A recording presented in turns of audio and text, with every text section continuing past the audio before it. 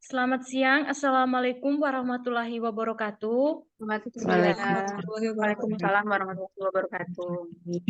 Terima kasih atas waktu dan kesempatan yang diberikan kepada kelompok kami. Kami dari kelompok 2 akan mempresentasikan materi tentang metode Northwest Corner. Kami dari kelompok 2 yang beranggotakan saya Alexandra Ngao dan teman-teman saya Desi Andriani, Irene Ayuntina Bite, Maria Dolorosa DE, dan Yulita Yelsni Ako. Next.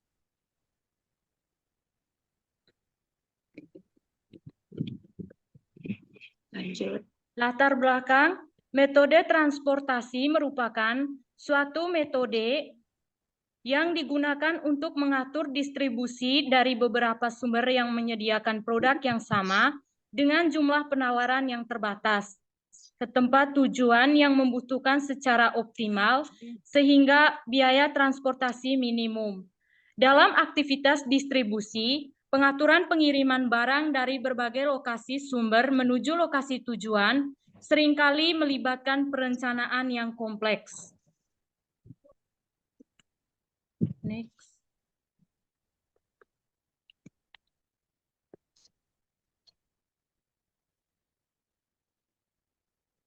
Pengertian metode dan fungsi transportasi.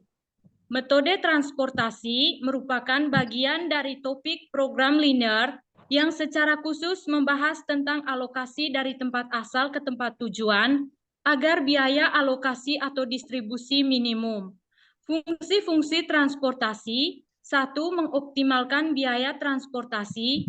2. Mengalokasikan sumber daya secara efisien.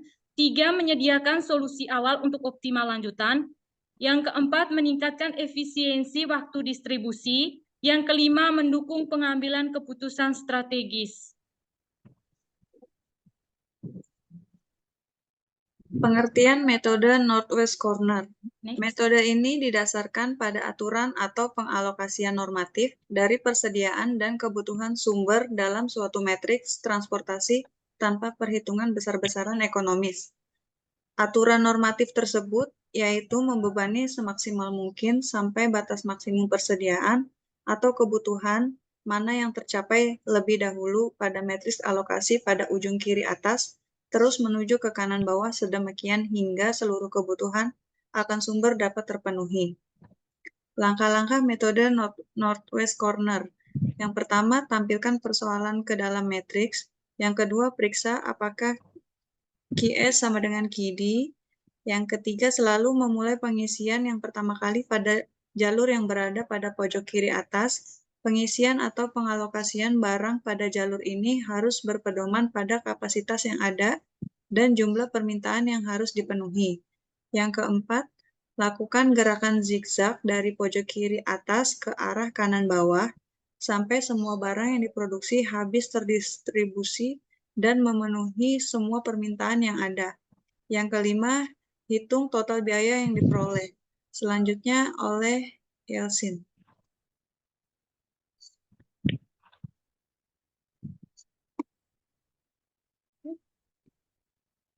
Yeltsin. Baik, adapun kelebihan dan kekurangan dari NWC. Yang pertama, kelebihan. Metode yang sederhana dan mudah diterapkan. B. Cocok digunakan untuk menemukan solusi awal dengan cepat, terutama pada masalah transportasi yang tidak terlalu kompleks. Berikut yang kedua, kekurangan. Yang pertama, tidak mempertimbangkan biaya transportasi di setiap rute, sehingga solusi awal yang dihasilkan seringkali jauh dari biaya optimal. Yang optimasi transportasi lebih lanjut. Berikut masalah transportasi. Masalah transportasi adalah salah satu jenis masalah optimasi dalam manajemen operasi dan riset operasi yang melibatkan pemindahan barang atau sumber daya dari beberapa titik asal ke beberapa titik tujuan, dengan tujuan meminimalkan biaya total transportasi atau memaksimalkan efisiensi. Dalam masalah transportasi, perusahaan berupaya mengatur pengiriman barang dengan cara yang paling ekonomis, memenuhi permintaan di setiap titik tujuan tanpa melampaui kapasitas di setiap titik asal. Berikut akan dijelaskan oleh teman kita, Yelsni. Selanjutnya, kegunaan NWC dalam perusahaan atau lingkungan kerja. Yang pertama, lingkungan perusahaan. Dalam skala makro, NWC digunakan untuk mendukung keberlanjutan dan efisiensi prioritas cukup dan untuk memenuhi kewajiban jangka pendek seperti membayar gaji, membeli bahan baku, atau membayar utang dagang. B. Mengoptimalkan operasional. Perusahaan dapat menggunakan NWC untuk menyesuaikan kebutuhan produksi, memastikan pasokan barang tersedia sesuai permintaan pasar. C. Meningkatkan daya saing. Perusahaan dengan NWC yang lebih siap menghadapi perubahan pasar seperti fluktuasi harga, bahan baku, atau perubahan regulasi tanpa mengorbankan operasional. D. Menarik investor. NWC yang sehat menunjukkan stabilitas keuangan yang menjadi daya tarik bagi investor atau kreditur untuk memberikan pandangan pendanaan tambahan. Yang kedua, lingkungan kerja. Dalam konteks sehari-hari di tempat kerja, NWC membantu memastikan operasional departemen atau unit kerja berjalan lancar. A. Mendukung keputusan keuangan.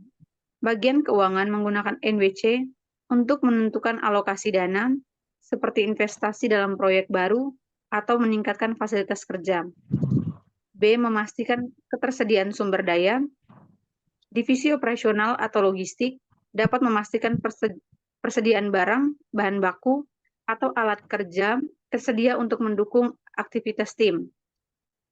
C. Mengurangi stres karyawan. Ketika perusahaan memiliki NWC yang positif, karyawan merasa seperti pembayaran gaji tepat waktu. D. Mendorong inovasi, keuangan yang mencukupi, perusahaan dapat mendanai pelatihan, teknologi baru, atau inisiatif yang dapat meningkatkan efisiensi kerja. Selanjutnya akan dijelaskan oleh teman saya, Irene. Berikutnya ada studi kasus.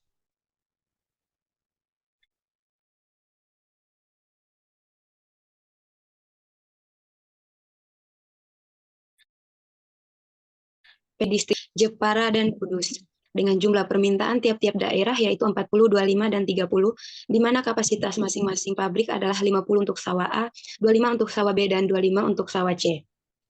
Berikut adalah biaya produksi. Untuk sawah A ke Kota Semarang 12, ke Kota Jeparanya 8, ke Kota Kudusnya 3. Untuk sawah B ke Kota Semarangnya ada 5, ke Kota Jeparanya 4, ke Kota Kudusnya 7. Untuk sawah C ke Kota Semarangnya 9, ke Kota Jeparanya 8, dan ke Kota Kudusnya 10. Kita lanjut ke tabel produksi. Karena kita punya studi kasusnya masih QS-nya sama, QS dan QID-nya tidak sama, maka kami menambahkan kolom dummy. Oke, sekarang kita lanjut ke tabel NWC. Dari langkah-langkah membuat tabel NWC, yang pertama adalah kita memulainya dari pojok kiri atas. Jadi kita mulai dari Kota Semarang, dari sawah A permintaannya ada 40, sedangkan kapasitasnya ada 50, jadi masih kurang untuk kapasitasnya, jadi kita tambahkan ke Kota Jeparanya 10. Jadi kapasitasnya sudah terpenuhi, jadi di Kota Kudus nggak lagi membutuhkan permintaan apapun lagi. Berikutnya ke yang sawah B. Sawah B permintaannya sudah selesai di Kota Semarang, permintaannya sudah selesai di sawah A. Jadi kita lanjut ke Kota Jeparanya. Jadi di Kota Jepara kita membutuhkan 15 lagi untuk permintaannya. Jadi kita tambahkan ke kota Jepara 15. Berikutnya ke kota Kudus. Ke kota Kudus karena kapasitasnya kurang lagi 10 lagi, maka dari 25 kita ambil 10. Oke, sekarang lanjut ke kota C. Sawah C maksudnya. Jadi untuk sawah C, permintaan untuk Semarang udah dipenuhi, Jepara juga sudah dipenuhi, tinggal kota Kudus. Tadi di kota Kudus untuk sawah B-nya udah 10, jadi tambahkan 20 permintaan lagi untuk memenuhi 30 permintaan. Berikutnya ada, kapasitasnya masih kurang, jadi kita tambahkan di kolom dummy 5 lagi, jadi digenapin 100. Oke, sekarang penghitungan jumlah total yang diperoleh.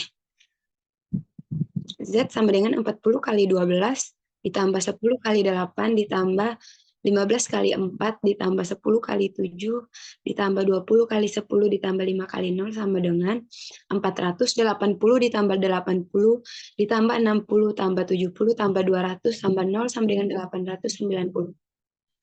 Maka biayanya sama dengan 890 dikali 1000, sama dengan 890.000. Nilai 1000 dari mana? Nilai 1000 dari semua satuan biaya produksi dikali dengan 1000. Kesimpulannya, berdasarkan pembahasan, metode Northwest Corner telah mencapai hasil yang optimum. Dengan demikian, perusahaan dapat mengetahui jumlah produk yang akan didistribusikan dari tempat asal ke tempat tujuan dengan memperoleh biaya produksi sebesar 890.000. Sudah. Sekian Kembali saja presentasi dari kelompok kami. Mohon maaf apabila masih ada kekeliruan dan kekurangannya. Selamat siang. Assalamualaikum warahmatullahi Selamat wabarakatuh. siang. Assalamualaikum warahmatullahi wabarakatuh.